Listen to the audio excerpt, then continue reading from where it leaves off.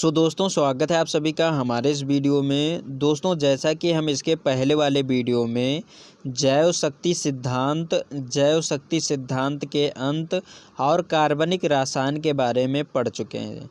अब दोस्तों आज हम पढ़ेंगे हाइड्रोकार्बन के बारे में। दोस्तों सबसे पहले हम यहाँ पर जान लेते हैं कि हाइड्रोकार्बन होता क्या है। दोस्तों वे यौगिक जिनमें केवल कार्बन और हाइड्रोजन तत्व उपस्थित होते हैं हाइड्रोकार्बन कहलाते हैं। जैसे उदाहरण के तौर पर CH4C2H6। अब दोस्तों हाइड्रोकार्बन को दो भागों में विभाजित किया गया है, जिसमें पहला है एलिफैटिक हाइड्रोकार्बन और दूसरा है एरोमेटिक हाइड्रोकार्बन। तो दोस्तों सबसे पहले हम यहाँ पर जानते हैं एलिफैटिक हाइड्रोकार्बन के बारे में। दोस्तों वे हाइड्रोकार्बन जिनमें कार्बन परमाणुओं की खुली विकृत श्रृंखला होती है एलिफैटिक हाइड्रोकार्बन कहलाते हैं। अब दोस्तों ये जो एलिफैटिक हाइड्रोकार्बन है ये भी दो भागों में बटा होता है, जिसमें पहला है संतृप्त हाइड्रोकार्बन और दूसरा है असंतृप्त हाइड्रोकार्बन। तो दोस्तों सबसे पहले हम बात करते हैं कि संतृप्त हाइड्रोकार्बन होता क्या है। दोस्तों वे एलिफैटिक हाइड्रोकार्बन जिनमें कार्बन कार्बन परमाणुओं के मध्य एकल बंध होता है तथा प्रत्येक कार्बन की चारों संयोजकताएं एकल बंधों द्वारा संतुष्ट होती हैं संतृप्त हाइड्रोकार्बन कहलाते हैं। अब इनका अगर हम सामान्य सूत्र के बारे में बात करें तो दोस्तों इसका सामान्य सूत्र होता है CnH2n+2। अब दोस्तों अगर हम यहाँ पर उदाहरण की बात करें तो हम यहाँ पर ले लेते हैं मेथेन। अब दोस्तों मेथेन का जो सूत्र होता है वो होता है CH4। अब दोस्तों यहाँ पर C अकेला है तो इसको हम बीच में कर देते हैं, और हाइड्रोजन 4 है, यहाँ पर हाइड्रोजन के 4 परमाणु हैं तो हाइड्रोजन को चारों तरफ से इस प्रकार से लिख लेते हैं। तो दोस्तों यहाँ पर क्या होगा कि कार्बन के पास जो परमाणु क्रमांक कार्बन का होता है वो होता है 6। अब दोस्तों अगर हम इसका इलेक्ट्रॉनिक विन्यास करें तो इसके इलेक्ट्रॉनिक विन्यास में ये टूटेगा 2 और 4 में। अब दोस्तों इसको 4 इलेक्ट्रॉन की आवश्यकता है, तो दोस्तों यहाँ पर ये क्या करेगा साझा। अब दोस्तों साझा कैसे करेगा, यहाँ पर हाइड्रोजन 4 हैं तो इन चारों से एक एक इलेक्ट्रॉन का ये साझा कर लेगा। तो इस प्रकार से यहाँ पर कार्बन के पास 4 इलेक्ट्रॉन हो जाएंगे जिसका यूज ये कर पाएगा बाहर से, और 4 इलेक्ट्रॉन उसके पास खुद थे, तो इस प्रकार से 8 इलेक्ट्रॉन हो जाएंगे और इसका अष्टक कंप्लीट हो जाएगा। और हाइड्रोजन के पास केवल एक एक इलेक्ट्रॉन, यानी कि इसका जो परमाणु क्रमांक होता है वो 1 होता है, तो इसके पास एक एक इलेक्ट्रॉन था, लेकिन ये कार्बन के एक एक इलेक्ट्रॉन को यूज कर पाएगा, अर्थात एक हाइड्रोजन कार्बन के एक इलेक्ट्रॉन का यूज यहाँ पर कर लेगा। तो इस प्रकार से हाइड्रोजन का भी जो कक्ष है वो पहला वाला कंप्लीट हो जाएगा। तो इस प्रकार से यहाँ पर जो बांड बनेंगे वो सिंगल बांड होगा, अर्थात यहाँ पर एकल बंध होगा। तो दोस्तों इस प्रकार से ये रहा हमारा उदाहरण। अब दोस्तों ये जो संतृप्त हाइड्रोकार्बन है ये 2 प्रकार के होते हैं, जिनमें पहला है एल्केन जिसको हम बोलते हैं अचक्रीय यौगिक, और उसके बाद में दूसरा है साइक्लोएल्केन जिसको हम बोलते हैं चक्रीय यौगिक।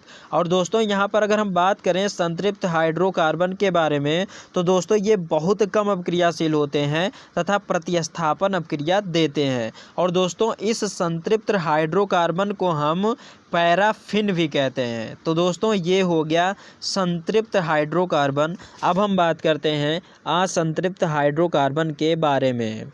दोस्तों वे एलिफैटिक हाइड्रोकार्बन जिनमें 2 कार्बन परमाणुओं के मध्य एक द्विबंध या त्रिबंध उपस्थित होता है तथा प्रत्येक कार्बन की चारों संयोजकताएं 4 एकल बंधों द्वारा पूर्णतया संतुष्ट नहीं होती हैं असंतृप्त हाइड्रोकार्बन कहलाते हैं। दोस्तों ये अस्थायी तथा क्रियाशील होते हैं एवं सुगमता से ये योगात्मक अपक्रिया देते हैं।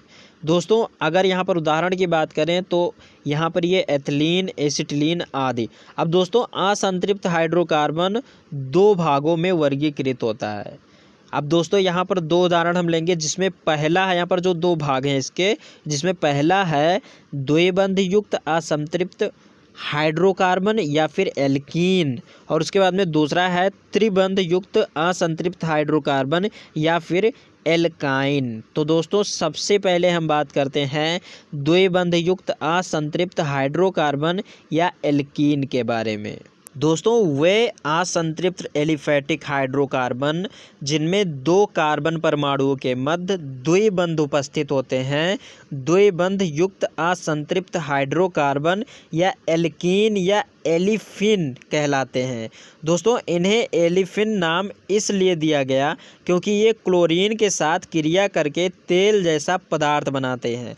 अब दोस्तों इसका जो सामान्य सूत्र होता है वो होता है CnH2n।